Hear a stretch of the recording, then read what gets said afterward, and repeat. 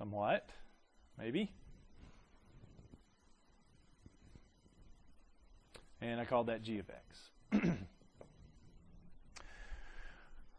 All right, so what about local mins and maxes? Well, I've got a local min here,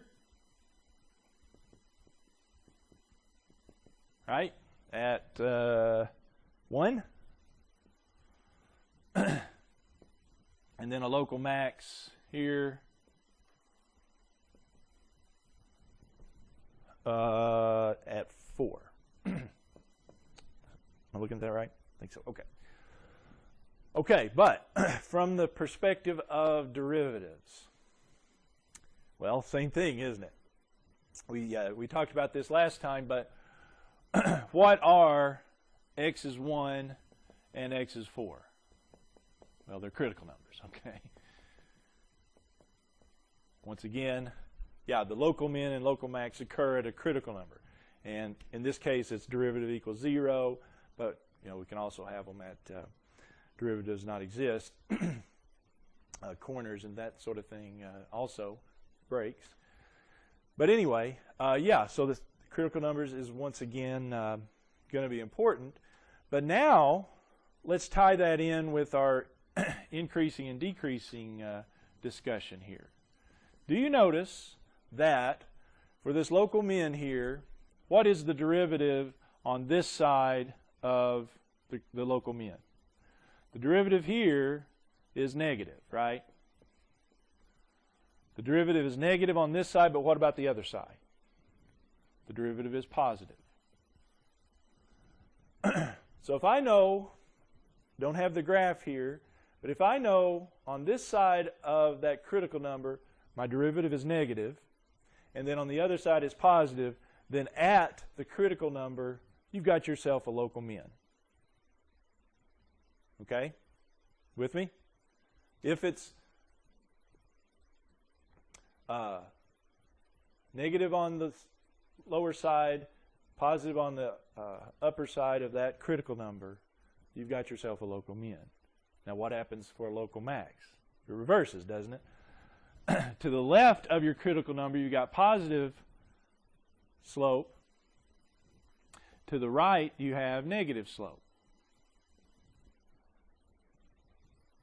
So you got positive to negative. Okay? That is called the first derivative test.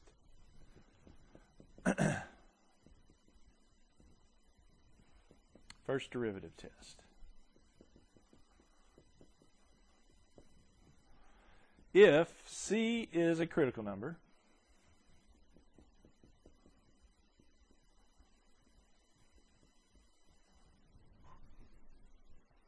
of continuous function f.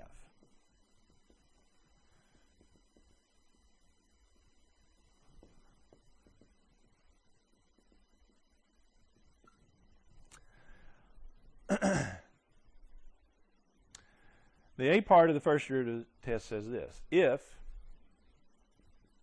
f prime changes from negative to positive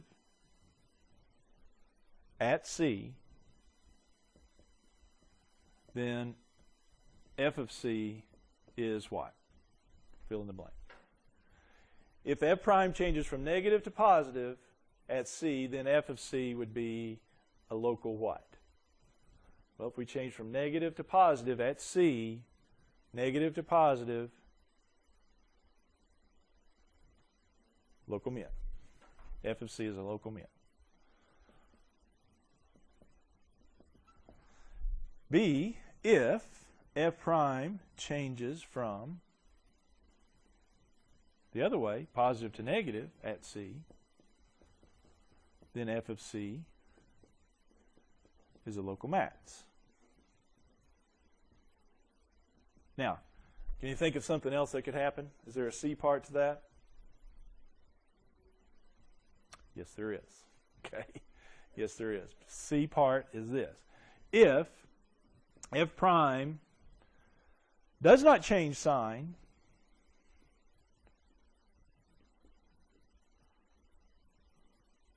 at C, then what happens? Think about that. Well, let me give you a for instance. Say I have f of x equals x cubed. All right, what are my critical numbers here? F prime is 3x squared. So the critical number is 0, isn't it? But if you look at either side of 0 here, the derivative at 0 is 0. I'm sorry. I want a negative 1. Okay. The derivative at negative 1 is 3. The derivative at positive 1 on the other side is 3. Doesn't change sign. It goes positive. You got a positive slope here and a positive slope here. You don't change signs. Well, what happens at x cubed? Well, that one's an easy one to graph. Is there a minimum or maximum? No. Okay, so that's what we're saying. That can happen. You can have it where you got increasing here and increasing here. When that happens, you don't have a maximum or minimum. If it's negative, negative, you don't have a minimum or maximum. So if f prime does not change signs at c, then f of c is neither max nor min.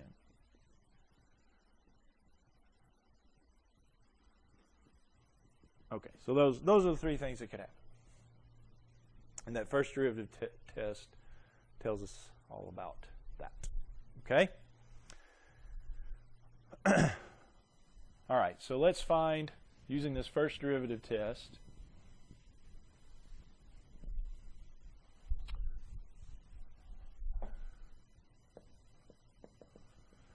using the first derivative test, find the local extrema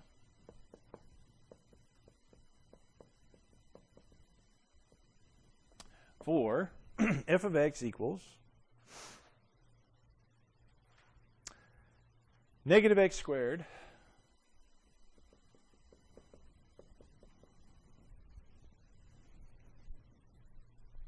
minus 3x minus 40.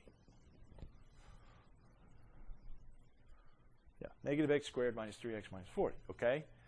Again, it's not too complicated of a function, but we will get some more, much more complicated here as we go along.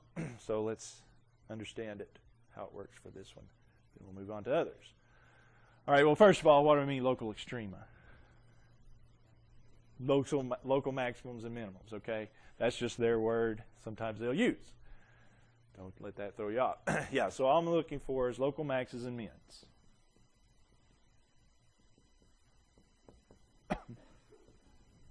That's what that word means, okay? Or also known as relative ones, right? Okay. Using the first derivative test, all right? So to use the first derivative test, probably should get the first derivative.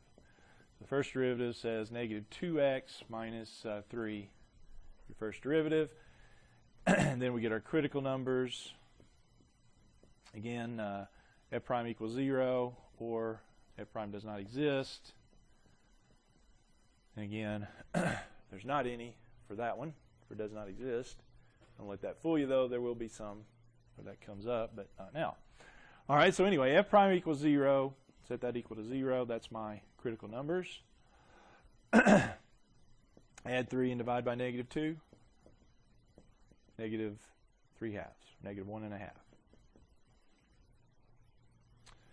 All right, and again, I'm just going to use our little chart here and break it up at the critical numbers, which in this case we only have 1. So the graph breaks up at negative 1.5 into 2 pieces. So what do I have to look for? Well, the first derivative test, just like the increasing and decreasing, it's all about what happens on either side. So I need to check a value of the derivative on each side of our critical number. Well, on this side we're looking at to the left here of negative 1.5, so let's do negative 2. So what is the derivative at negative 2? I'll plug in negative 2 right here. That looks like it's going to be positive 1. So the derivative is positive.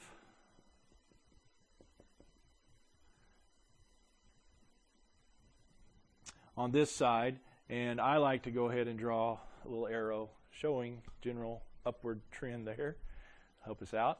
And then on the other side, well, let's pick 0. Derivative on this side, negative 2 times 0 minus 3. What do we got? Negative 3. Negative derivative. That's downward. I go from positive to negative. What have I got at the critical number? It's going to be a max, isn't it? So f of the critical number, negative 1.1 and a half or negative 3 halves, is a local max.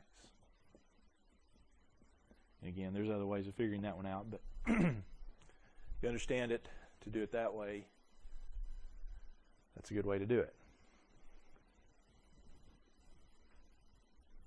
Okay?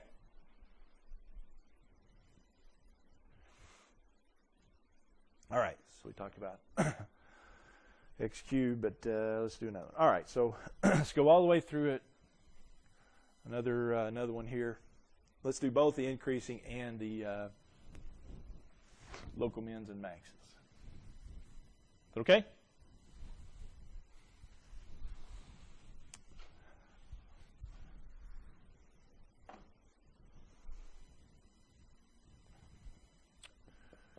All right, for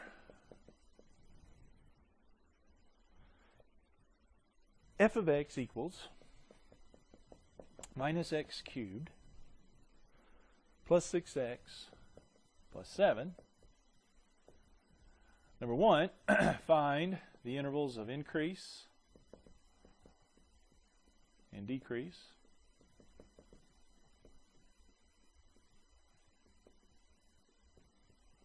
Maybe the way they say it. And number 2, find local maximum and minimums.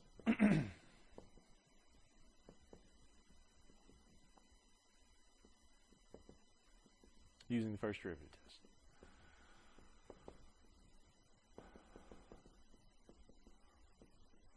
Well, the good thing is you kind of kill 2 birds with 1 stone, because if you do the increasing and decreasing, then the chart also works for the first derivative test, so it all goes hand in hand. All right, so my first derivative is negative 3x squared plus 6. And so off of that, I want the critical numbers, which the only ones here, critical numbers I would get would just be setting it to 0. However you want to do that, if I subtract 6 and divide by negative 3, I get 2 equals x squared. So what are my critical numbers? Plus or minus square root of 2, plus or minus about 1.4. Okay. And so that'll set up this chart. So I want to go, let's just denote negative square root of 2, positive square root of 2, and the graph breaks up at those. If for these, all I want then is just a value in each one, do the derivative of that value. Let's see, like I said, that's 1.4, negative 1.4. So how about f prime of negative 2 for this side? So do the derivative value at negative 2, so that would be what? Negative 3 times negative 2 squared would be 4, plus 6, that's negative 12, plus 6, that's negative 6. Derivative is negative. That's down. Right? What about in the middle? Well, the good one there would be what? 0 is always a good choice for just about any function, whether it's derivative or not. So that'd be what? Negative 3 times 0 squared plus 6. Hey, that's positive 6. So f prime is positive in that range. So that's going to go general movement upwards for the whole interval there. And then f prime on this side, how about positive 2? Well, at positive 2, I'm going to get about the same thing I get at negative 2, aren't I, for this one? 2 squared is 4, so negative 3, That's negative 6 also. So f prime is negative in here. Downward trend there. So what have we got? Let's start with number 1. Increasing and decrease. Where am I increasing? Where am I decreasing? Well, it's in the middle, isn't it? Increasing in the middle. How would I write that, though?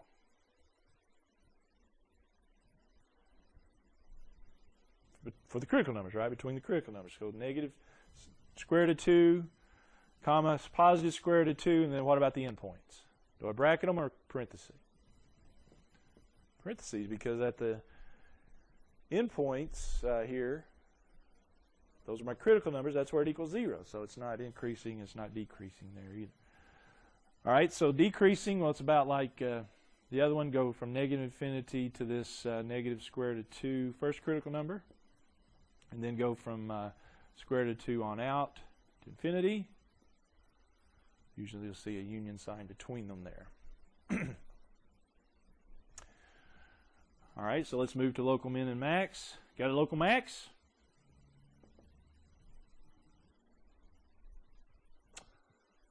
Well, yeah, here again, you look at what it changes from where to where.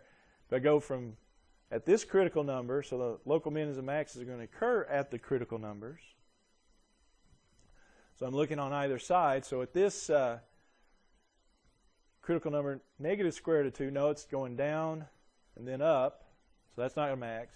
But at square root of 2, I'm going positive to negative. So that's a local max, isn't it?